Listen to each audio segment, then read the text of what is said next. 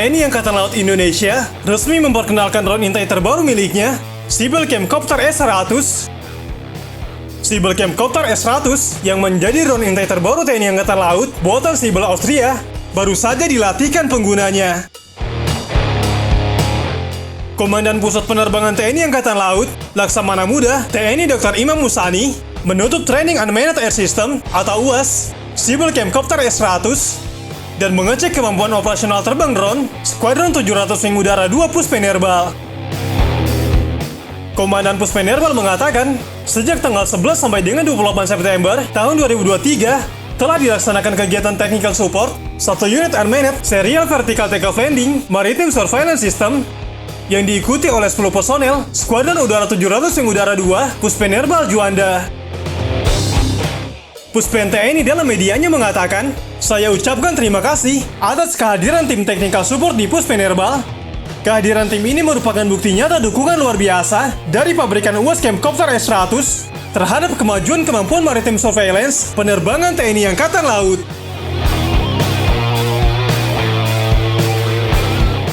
Sibel Camcopter S100 yang diam-diam sudah dimiliki TNI Angkatan Laut Indonesia merupakan drone gahar yang dijuluki hiu terbang.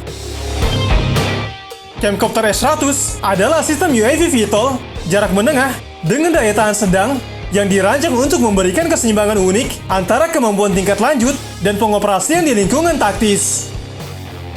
Struktur dan material komposit yang canggih memungkinkan kecepatan, daya tahan, dan kapasitas muatan S100 menyaingi rekan-rekan sayap tetapnya.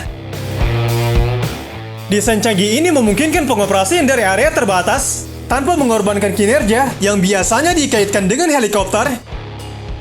Drone ini mampu membawa muatan seberat 25 kg hingga 6 jam dan melesat ke area target dengan kecepatan lebih dari 100 knot, spesifikasi yang menyaingi beberapa platform sayap tetap tanpa memerlukan landasan pacu atau peralatan peluncuran dan pemulihan. Harga sebuah kendaraan S100 saja adalah $400.000 dan harga sistem bahan bakar termasuk 2 kendaraan udara, stasiun kendali, muatan, peralatan darat, pelatihan, dan paket logistik akan menelan biaya sekitar $2 juta Amerika Serikat. Australia, negara tetangga yang sudah lebih dulu mengoperasikan Sibel Camcopter, mengaku jika sistem ini memiliki lebih dari 30.000 jam terbang di seluruh dunia dari pangkalan darat dan berbagai kelas kapal yang berbeda.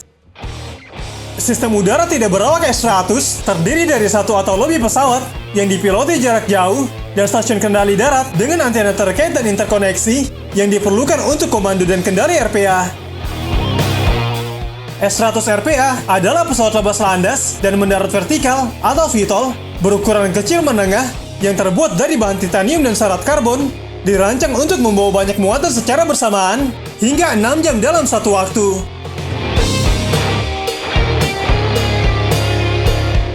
Sibel Camcopter S100 dapat lepas landas dan mendarat secara vertikal. Kendaraan udara tidak berawak ini memiliki panjang 3,46 meter dengan lebar sayap 3,4 meter dan memiliki lebar bodi selebar 1,24 meter. Beban Sibel Camcopter S100 adalah 200 kg MTOW dan 50 kg muatan. Kecepatan drone intai terbaru milik TNI Angkatan Laut Indonesia ini tercatat mencapai 50 sampai dengan 80 knot.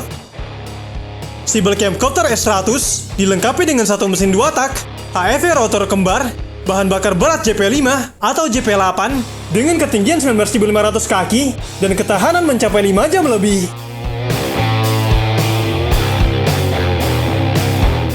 Selain itu, ada slogan yang diulang terdengar membosankan bahwa Indonesia darurat kapal destroyer. Memang terkesan sebagai lelucon, namun ini merupakan sebuah kenyataan jika Indonesia membutuhkan kapal destroyer. Yang menjadi keharusan pada situasi Indonesia saat ini, Indonesia harus bersifat ofensif, dan kapal destroyer adalah salah satunya. Selain kapal destroyer, Indonesia juga membutuhkan sebanyak-banyaknya frigate dan korvet. Bahkan jika dilihat dari letak geografis, Indonesia sebetulnya membutuhkan kapal induk. Namun anggaran pertahanan Indonesia tidak cukup untuk membiayai operasional kapal induk. Hal itu karena operasional kapal induk sangatlah mahal. Mungkin Indonesia mampu membeli, tapi akan kesulitan dalam membiayai perawatan dan lain sebagainya. Untuk mengoperasikan kapal induk, kita mengambil contoh Nimitras milik US Navy. Diperlukan jumlah personel sebanyak 6.590 jiwa. Dan total anggaran dalam setahun, biaya operasional kapal induk itu mencapai 18,2 triliun rupiah. Anggaran ini tentu akan lebih efektif jika Indonesia menggunakannya untuk menambah jumlah jet tempur, dibandingkan hanya digunakan untuk biaya perawatan kapal induk selama setahun. Dan itu pun baru biaya operasional kapal induknya, belum lagi biaya untuk menghidupi skadron jet tempur yang ada di deknya. US Navy sampai merogoh kocek senilai 14 triliun rupiah per tahun untuk membiayai operasional skadron tempur Carrier Battle Group.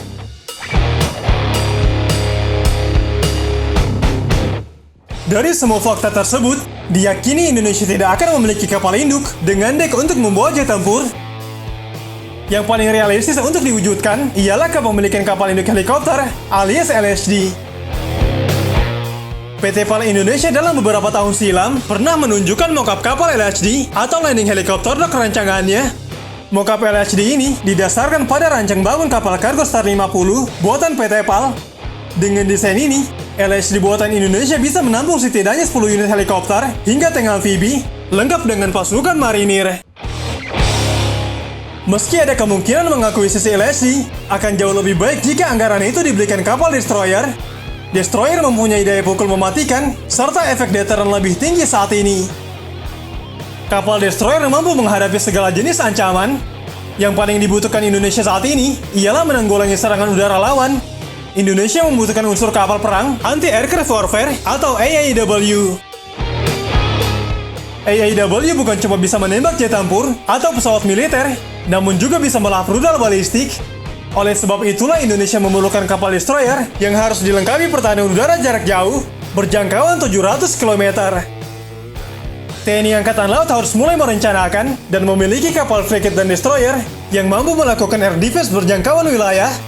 Artinya sistem rudal anti udara TNI Angkatan Laut di kapal perangnya harus mampu menjangkau ancaman udara pada ketinggian medium dan high dan menjangkau jarak lebih dari 100 km.